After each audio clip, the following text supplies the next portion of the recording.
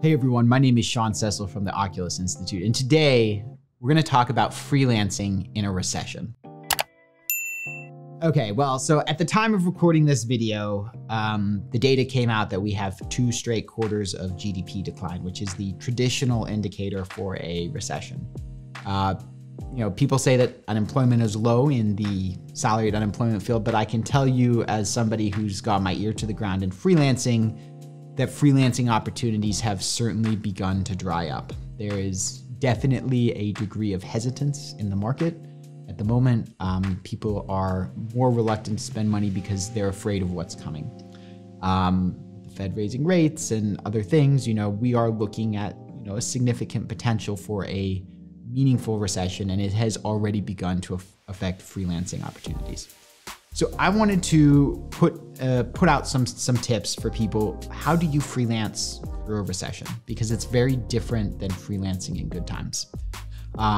In the past, I've often talked about how easy it can be to get started freelancing and to get going, and that is normally the case.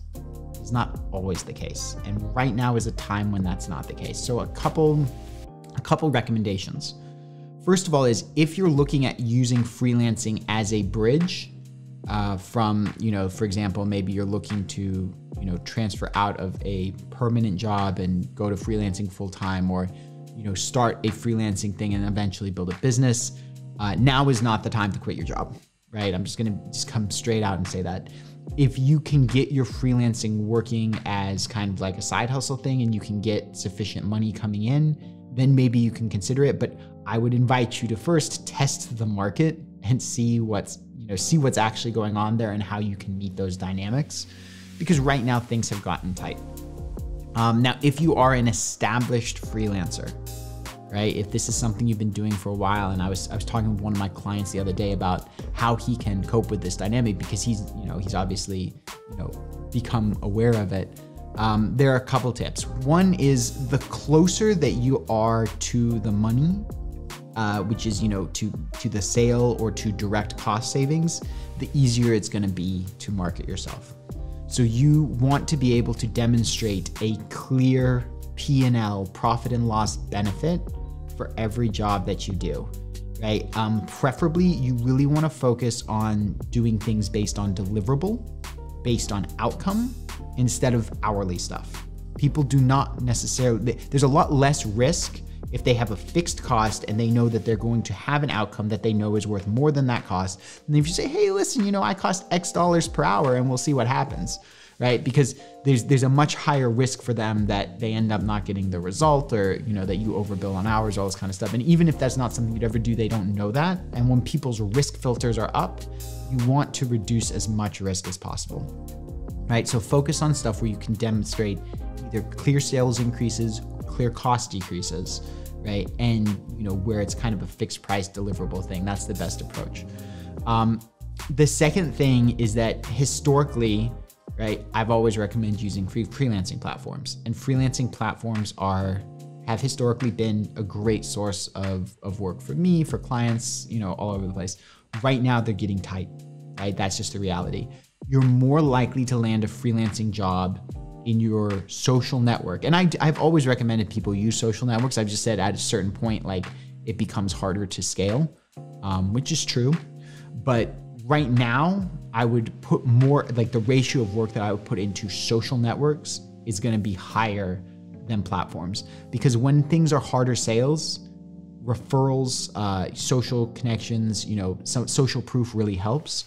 And the other thing is, if you can actually sit down with somebody and have a conversation with them, get into rapport with them, it's way, way, way easier than doing something over a platform if somebody's guard is up, right? If somebody's guard isn't up, it's easy to go reach out, send out a bunch of proposals, have a bunch of discussions, have some phone calls, and people are, willing to spend money. Yeah, that's the way things work. Great. That actually works pretty well when everything's going great.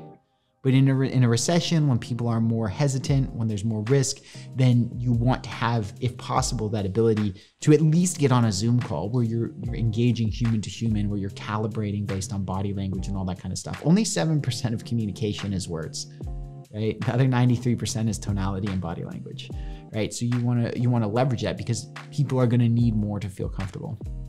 And then finally, the other area, which I kind of referenced briefly before, that's really gonna be the absolute best source of new business for an established freelancer is leveraging past clients. So this comes in two main ways. One is follow-on work. So if you've already worked with somebody and you've successfully delivered something for them, then they trust you, right? What else can you do? Be very proactive and very creative in saying, hey, how can I help your business? Continue to make sure that you tie it to a clear value proposition, right? But that person, you now don't have to overcome this hurdle of, hey, listen, is this person good at what they do? Can I trust them? Like, they already know that you are. They've already had a successful job with you, right? So make sure that you cultivate those clients for follow-on work and that you keep delivering value for them.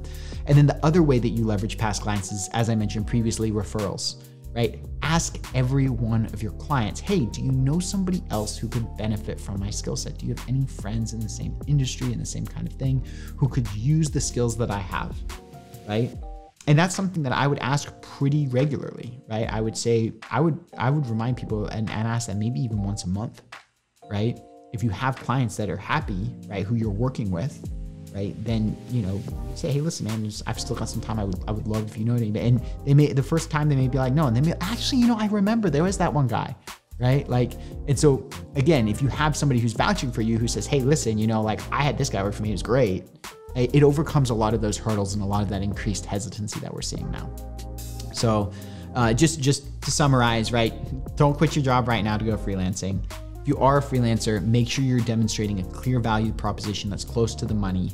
Focus on, you know, more social networks, less on platforms, and especially focus on follow-on work with past clients and referrals from happy clients. Hey everyone, I hope you enjoyed this video.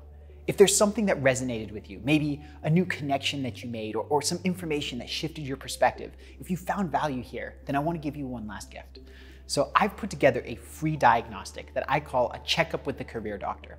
Short list of questions, and as you answer them, it's going to give you a readout of where you stand on the important metrics of career fulfillment, right? How happy are you with your job and how good a fit is it, right? Financial success, which we all know, and then internal alignment, which is your level of inner peace and the inner resources that you have to bring to creating the life that you want.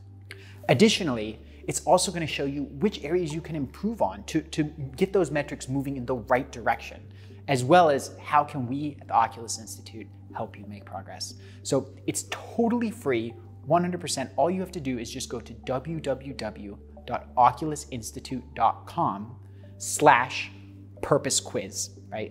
No spaces, no dashes, just oculusinstitute.com. That's OCULUSINSTITUTE.com/purpose quiz. And you can take it totally for free.